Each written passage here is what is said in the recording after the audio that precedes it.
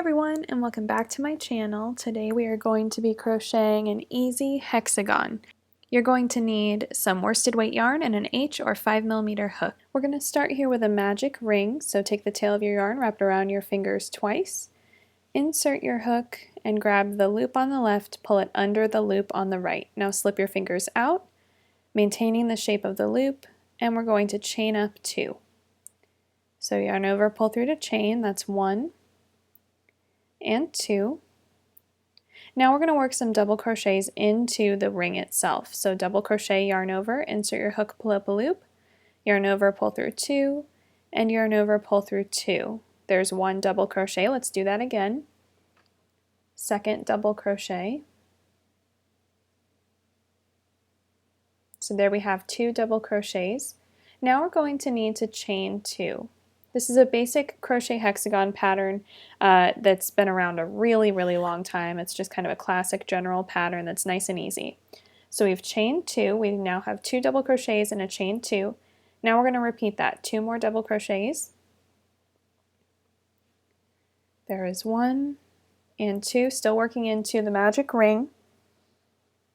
2 double crochets. We're going to chain 2 once again. These chain 2s are forming the points of the hexagon. It's what's going to give it that kind of defined shape. So we've chained 2 and now we're doing 2 more double crochets. Chain 2 again. We're going to keep repeating this until we have 6 chain 2 spaces. So keep going with this until you have 6 chain 2 spaces, not counting the chain 2 at the beginning of the round. So 2 double crochets and chain 2. I don't want to speed this up here because I do want you to be able to follow along with what I'm doing. So I'm trying not to skip ahead, just so that it's really super clear how to make this hexagon.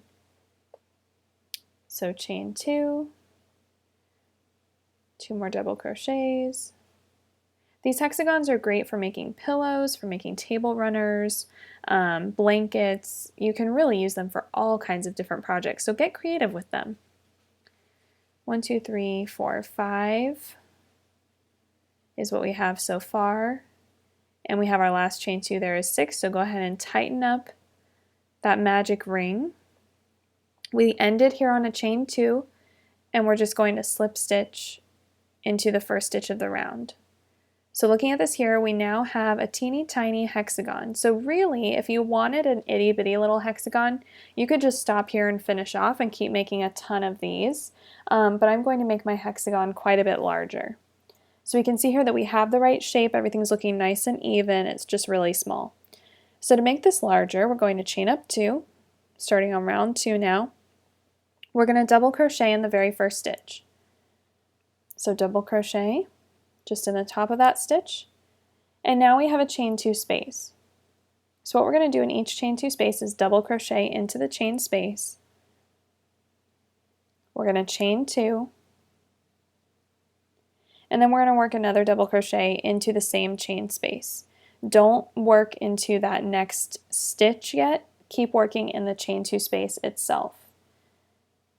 So again, in every single chain 2 space, we have a double crochet, a chain 2, and another double crochet all in the same space.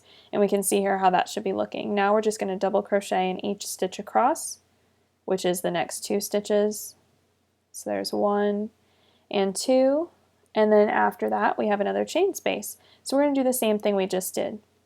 A double crochet, a chain 2, and a double crochet in every single chain space around. So that's all 6 chain spaces, and we can see here how that first corner is looking. It should look just the same as our corner before, just a little larger. So in this next chain 2 space, work a double crochet, chain up 2. We can see here how the shape is looking, and another double crochet. Now we're going to double crochet in each stitch across. So that's the next 2 stitches, and now we're to chain 2 space. So double crochet and chain 2, 1 and 2, double crochet in the same space. Keep continuing this all the way around. double crochet in each stitch. Once you get the hang of this, the hang of round 2, every row or every round beyond round 2 is exactly the same thing. It's just getting larger and getting larger, and there's going to be more stitches between the chain 2 spaces. But the concept is the same moving forward. So you could make a hexagon the size of Montana and you would still follow the same basic principle. Every corner, every chain 2 space will get a double crochet, a chain 2, and another double crochet. And then the top of each individual stitch will get a double crochet. And that's going to maintain the shape. It's going to keep things nice and even, and it's going to allow you to create any size hexagon that you like. So just go ahead and make as many rounds of this as you like to create the size hexagon that you would like. If you're trying to make an Afghan or a table runner or something like that, you're probably going to need hexagons that are all identical in shape so that they fit together like a honeycomb. But if you were making these for different kinds of projects, you could certainly make them in different sizes. So coming back here to the beginning of the round, we have one chain 2 space left, and it might be a little hidden here. It might be kind of tucked down by our starting chain for the round, but make sure you find it and you do work that final chain 2 space. Same thing as always, double crochet, chain 2, and double crochet. And that is the finish of this round 2. So go ahead and slip stitch to join in the first stitch of the round. And there we are, round 2 is finished. Very quick, very simple, and we can see that we have our 6 chain spaces, our 6 corners to the hexagon, and the shape is looking lovely. So we're going to chain up 2, and we're going to just repeat, like I said, we're going to double crochet in each stitch. So that's double crochet, and then we're going to work in the chain spaces, a double crochet, a chain 2, and a double crochet. So we have our double. My yarn is splitting a little bit here, so that's why you see that fuzz. I'm not doing anything different with the yarn, it's just kind of splitting a bit on me. So I have that corner done, and we're going to double crochet in each stitch across. So now for round 3 that has become 1, 2. We can see how the corner is looking nice and pretty and even, and just go ahead and repeat that around. Double crochet in each stitch. So we have 1, 2, 3 double crochets across in between each chain space. I'm sorry, 4. We have 4 double crochets to stitch into between each chain space here in round 3. But again, make this as large or as small as you like. I'm going to work up a couple of more rounds before this hexagon is finished.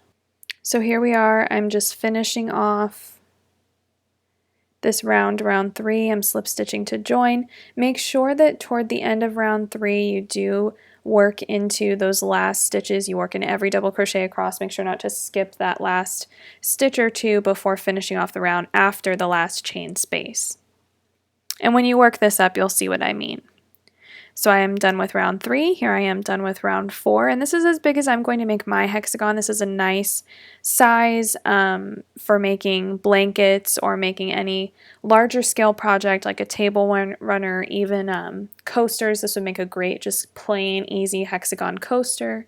So I'm just going to finish off my yarn here after round 4.